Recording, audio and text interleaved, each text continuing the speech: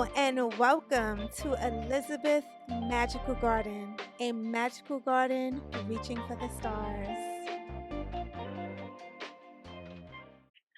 Hi, my name is Elizabeth from Elizabeth Magical Garden, a magical garden reaching for the stars, guys. I am out here in nature, but this time I feel like it's going to be much more quiet because I'm actually in one of the most prominent parks in New York City, which is Prospect Park, and we are going for such a great walk today.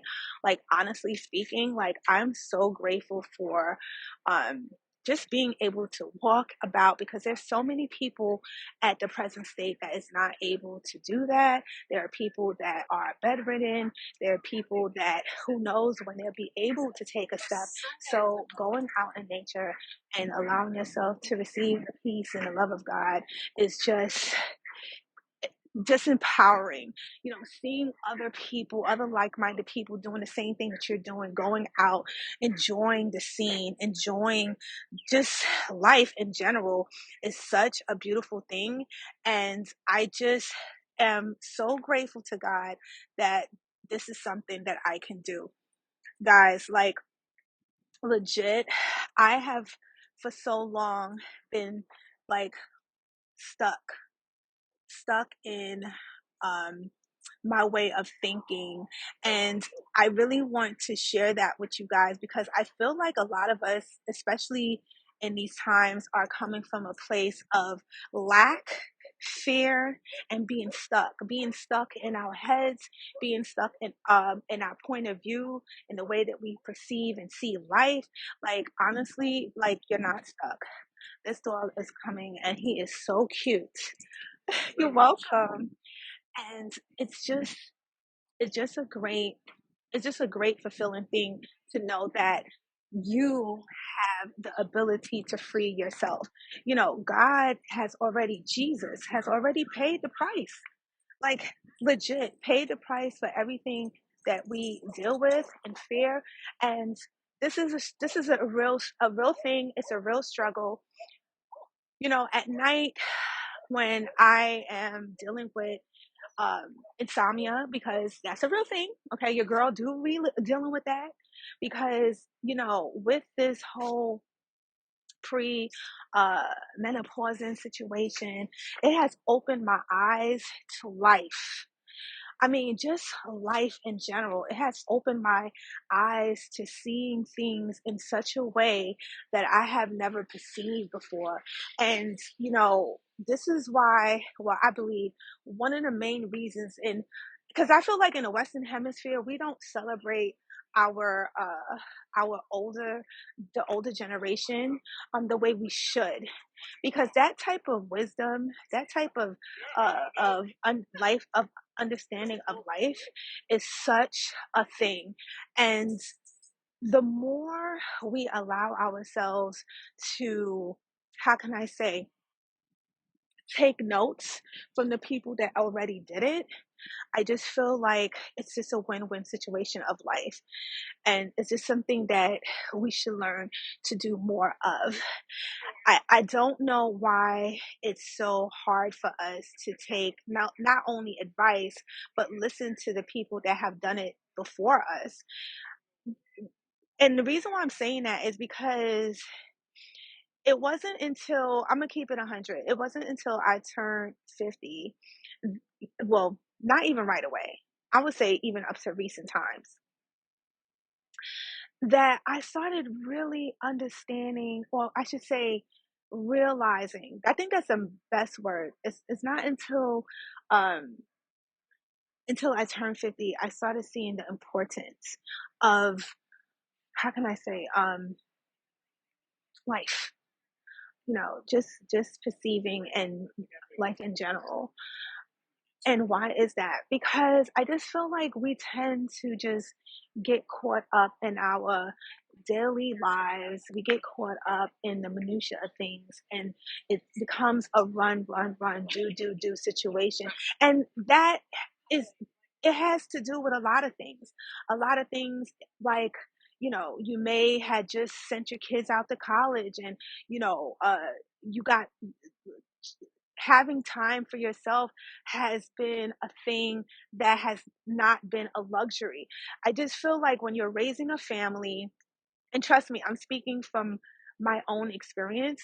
When you're raising a family, when you're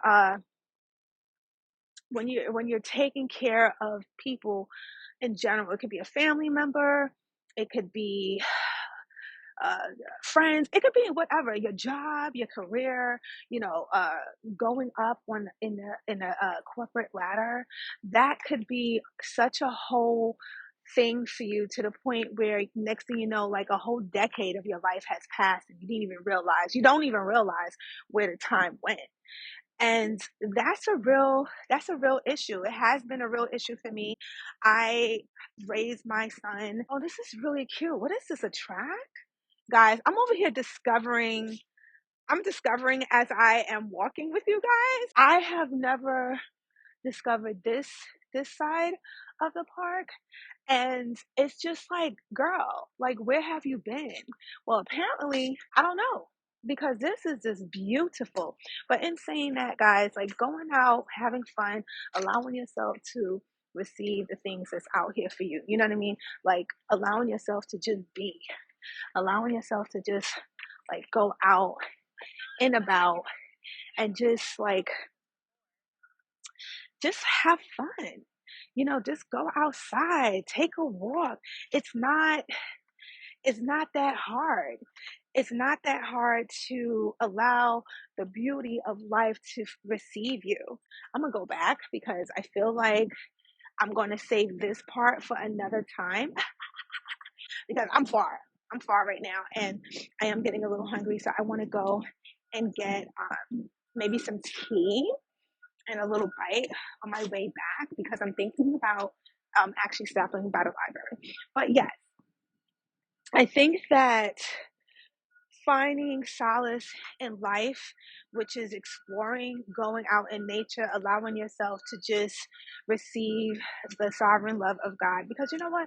When you go outside, you're able to think. When God created Adam and Eve, notice that he created Adam in the Garden of Eden. Why is that? Like, he could have created him in the desert. He could have created him anywhere in the world, but why the Garden of Eden? I'm coming to the understanding that one of the reasons why God has created him in such an environment, because this is the place of healing. This is the place of life. Um, Hence the tree of life and death, which he told them not to eat from, which they did. That's a whole nother segment. Um, was actually in the garden, right? So why would he create Adam in the garden? Why would he do that? I truly believe it's because off the cuff, he wanted to show him that this is where you go when you want to receive or hear from me. Because hence, when they ate from the tree of life and death, God asked them, he said, why are you hiding from me? They heard God's voice, because when they heard God's voice, they ran and hid between bushes, right? So why did they do that? They heard his voice. And I truly believe when you go out in nature, you're able to hear God's voice. You're able to hear God. You're able to commune with his spirit. And I, I, and anybody that have ever, and I'm sure you have, took the time, whether it's a picnic, a family outing, taking your kids out for a nature walk. I remember when I was a young girl, that was one of the outings that the class trips used to do. They would on a beautiful day, they would pack we would pack a lunch or bring a lunch from home, and we would go out for a nice nature walk. We would go and read up on different trees, look at animals, depending on what location we were going to. But it was it was just such a beautiful event for us to do. And now that I'm a grown woman, I still love to go out in nature. I have always been a nature girl. My mother said to me that was like one of my favorite channels back in the day. I used to love watching the Nature Channel, and I can see why. I always feel grounded when I come out in nature. It just has such a um, like a element of just healing in general. Not only, I mean, not, like the fresh air is a whole like thing of its own. The greenery, the trees, and then seeing people. Like that's another thing, guys. Like this is why I believe that a lot of elderly people tend to slump into a deep, deep depression because the the older you get, the harder it is to go out a lot of times. Arthritis, it could be so many reasons why you know you don't go. Loneliness, like I just said, getting out of your head and coming out in nature, you do feel better. I'm gonna tell you a little secret. I didn't want to come outside today. I didn't. I did not want to come outside today. Today, I wanted to, I don't know, I did some light yoga in the house, and I just was like, okay, I should just chill. I don't really feel, I got like cozy. I don't want to put on clothes and go outside, blah, blah, blah. And then I just was like, I ignored it. I said, no, we're going outside. This is what we do. This is part of our ritual now. We go outside for a nice walk, and then we come outside. We come back inside. There's no ifs, buts, or whatever about it. And I even have a contingency plan when it gets cold. When it gets cold, I will be going back to the gym when it's like unbearably cold. At least the gym is not too far. I could walk to the gym, get a little workout in, and then come back home. That could be a thing. We're gonna, we taking it day by day. We'll see what happens. But a lot of older people find themselves stuck in the house. People are not, visiting as frequently, right? Everybody's moving fast, doing what they got to do. And what happens, a lot of elderly people are stuck in a house by themselves. I think about my mom. She lives in Jersey, and I'm always working on seeing her more often than not because these things are a real thing. Now, thank God, we text every day, we talk. So we FaceTime. These things are important as well because it keeps the commune going between her and myself. But just the physical touch, physical encounters, that's a real thing too. So I'm definitely working on that. And this is also one of the reasons why going out and healing myself, because you can't help somebody else if you're not helping yourself, right? So getting strong, staying active is a real thing. And you'd be surprised, like I see so many people that are way older than me jogging, walking, um just moving about. Moving your body is one of the most important ways to stay away from heart disease and so many other things. As we get riper in age, these things are, you know, can be prevalent. And to keep your heart rate going, to keep your joints moving, to keep just the friction of allowing your bones to get used to, because like if you're not used to moving, like I was walking and I stepped in a, like, I don't want to say like a ditch, but like a little hole that was dug by a dog probably, and it kind of like I felt it like on my lower back a little bit. And if you don't know, I recently just recovered from a back injury, so I'm always like, ooh, thank God I did my stretches this morning. But that is just a prime example. Like, if you're not used to being active and you start to get older, it could just that step could take you out. So that's not something that we're trying to do. That's not something that we want to do. And we want to be able to, if anything, put ourselves in a constant situation where it's like, you know what? I'm able to recover very quick from that. Like you want your bounce back to be more so than not. basically.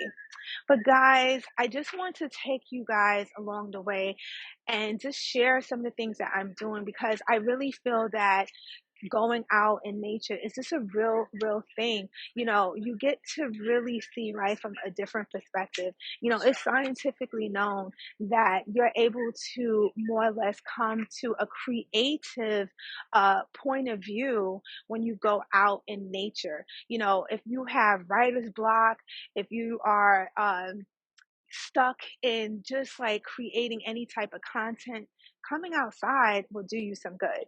Like, for real. Like, doing that allows you the space to say, you know what? Things aren't that bad. You realize a sense of freedom for yourself, and it just ignites other things, and it allows, again, God to commune with you. We're not in this creative atmosphere by ourselves. There's so many things that, you know if you're anything like me, listen, God is my business partner. I do what He tells me to do. When I come on this podcast, I share what is downloaded for me, what the Spirit tells me to share with you.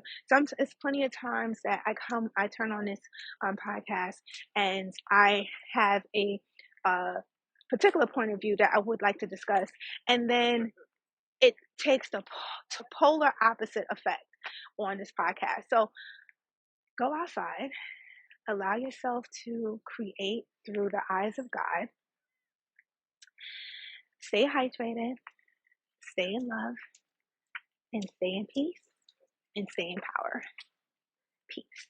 Hey guys, leave a comment, a review, preferably 5 stars. And don't forget to check me out on Instagram because what is popping over there? And also check out my YouTube channel to stay connected and see your girl's lovely face. Guys, I love you so much. Keep on pushing, and I'll definitely speak to you soon. Be blessed.